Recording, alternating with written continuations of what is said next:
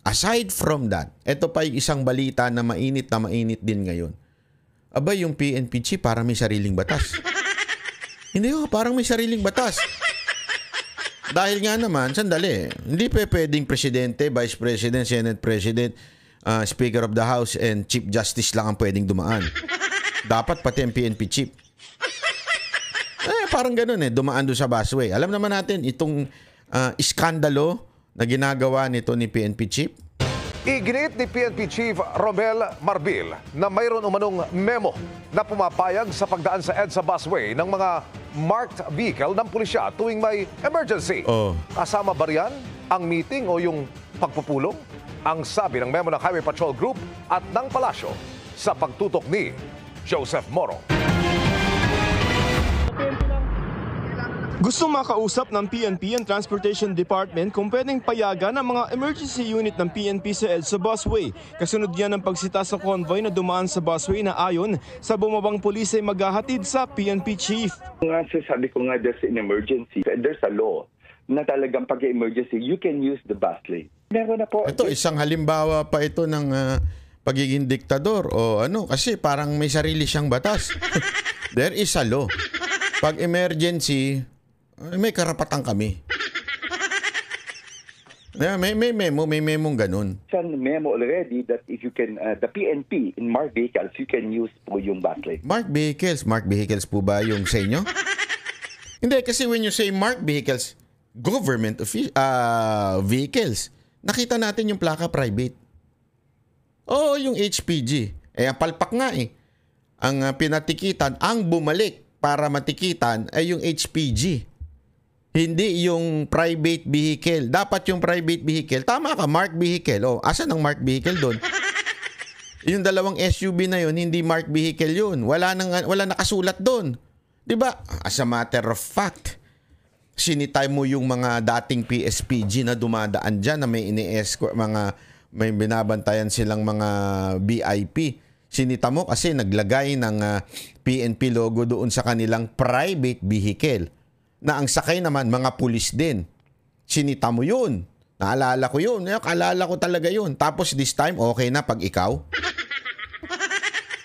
Hindi, mark na yan. Mark vehicle na yan.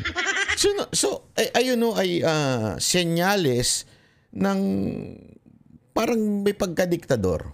Na parang, pag sinabi ko, mark vehicle yan. Ako magsasabi. Kasi akong pinuno So, anong tawag mo dun, sir? Kasi remember, you are PNP chief. Ikaw ay tagapagpatupad ng batas. Hindi tagagawa ng batas. Sana nga kung nagagawa mo yung tagapagpatupad, hindi mo nga nagagawa. Tagapaglabag ng batas ang nangyayari. Di ba? Emergency, that's a given fact. Ang sinasabi niyang emergency ay emergency meeting aniya sa Krame. Yung po meeting because there's an operation. Noong 2023, nilinaw ng memorandum ng DOTR sa MMDA na so yung meeting daw, yun daw yung emergency. Sana all may meeting na emergency. Na ganun ka-meeting emergency. bukod sa mga pinapayagang bus, pwede rin sa busway ang 5 pinakamatataas na opisyal sa gobyerno. Gayon din ang mga on-duty na mga ambulansya, truck ng bumbero at mga sasakyan ng PNP. Walang nabanggit na emergency. Ang memo ng Highway Patrol Unit ng PNP naman ang naglinaw sa kung ano ang itinuturing ng pulisya na on-duty.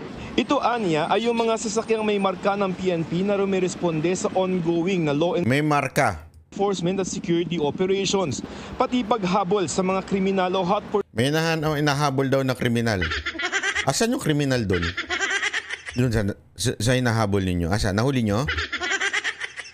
Operation at rumiresponde para pangalagaan ng seguridad pampubliko sa panahon ng sakuna.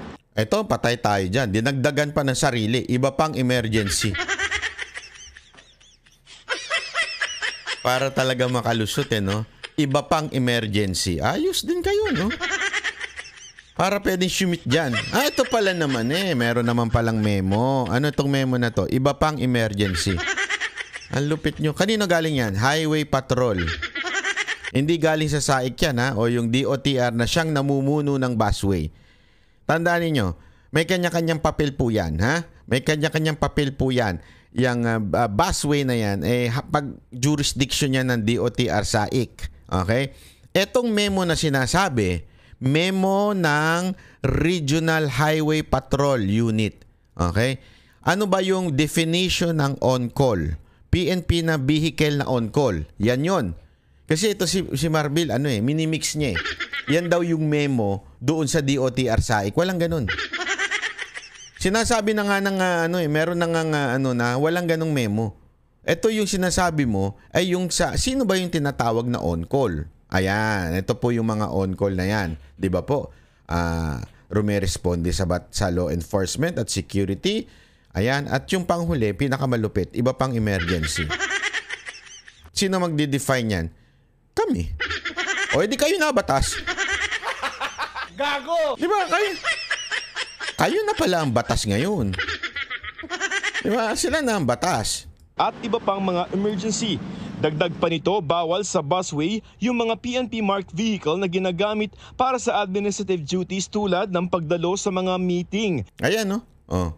Bawal. Sa ibang ahensya, hinihingan pa namin ng panig si General Marbil, PNP at DOTR SAIC. Ano sabi? Na ginagamit The PNP marked vehicle task purportedly for administrative duties such as attending meetings to other agency and other relatives and relative activity are restricted from using the busway. Pinapayagan o hindi pinapayagan? Sige nga, ako yung nagtatanong lang. Pinapayagan po ba o hindi pinapayagan ang mga meeting? Galing na po sa sa memo ng Regional Highway Patrol. Pinapayagan po ba o hindi? Depende. Ano depende? Depende kay Marbil yun. Depende sa kanya yun. Wala na sa'yo yun, Banat Bay. At saka, tandaan mo, Highway Patrol is under the PNP. And the head of the PNP is PNP Chief Marbil. I therefore conclude that the memo of the Regional Highway Patrol Group is supersede by the PNP Chief. Therefore, the PNP Chief will always right. Even if he is wrong. Para palang asawa ito, no? Diba, meron tayong mga nakikitang ganun na rule in the house. The wife is always right. Rule number 2. If the husband is right, proceed to rule number 1. Diba? Para palang ganun ang datingan ni Marbil dito. Kahit na may memo na nakasulat dyan, attending meetings to other agencies and other related activity are restricted from using the busway. Ito malinaw PNP mark vehicle. PNP mark vehicle. Kahit pa ikaw ay isang PNP mark vehicle, pag ikaw ay a-attend lang ng meeting sa ibang agency o other activities are restricted from using the busway.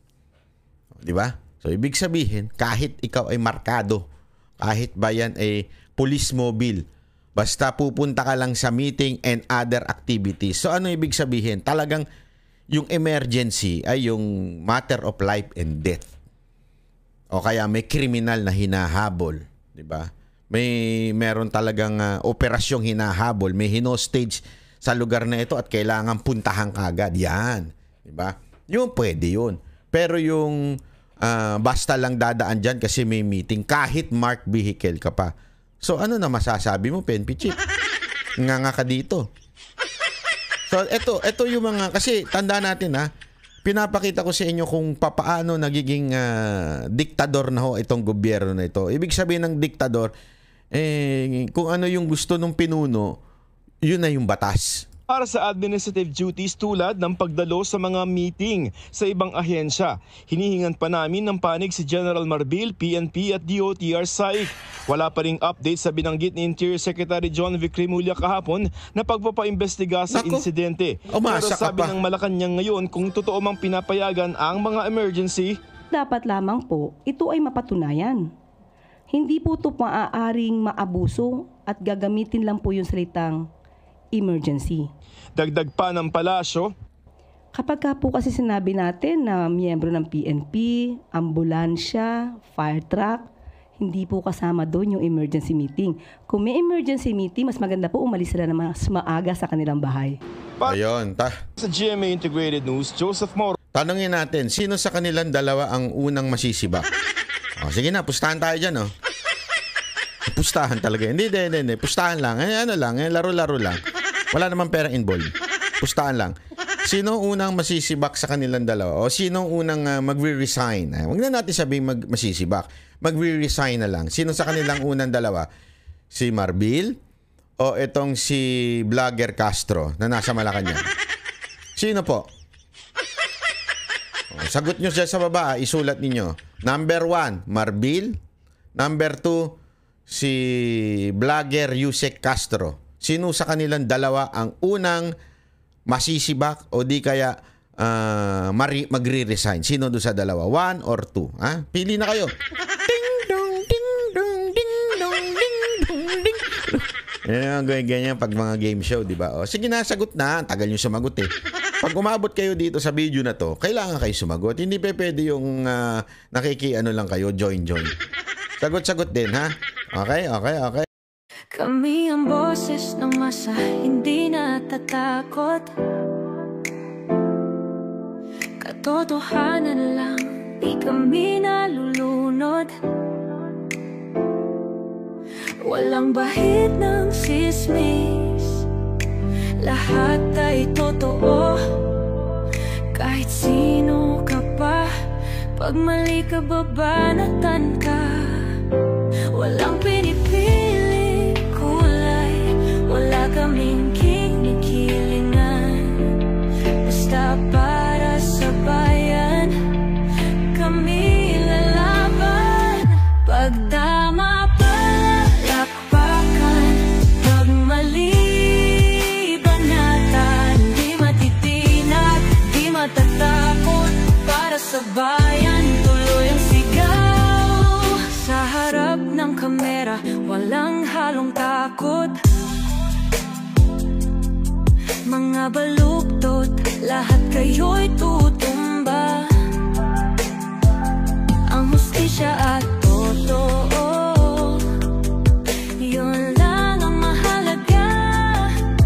Kahit sinong harang, di kami matitinag. Walang pinipiling kulay, wala kaming kinikilingan. Basta para sa bayan, kami lalaban. Pag tama palakpakan, pag mali banatan. Di matitinag, di matatakot, para sa bayan tuloy ang sigaw. Kung nasa tama ka, ikaw ay aming kasama. Pero pag mali ka, handa ka na bang mabasag? Banateros kami, walang inuunan. Dahil bayan muna, bago ang sarili.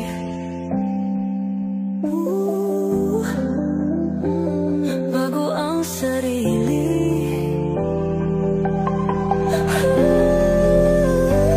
Pag tama palakpakan, pag mali banatan. Banateros ang sigaw, katotohanan ang laban.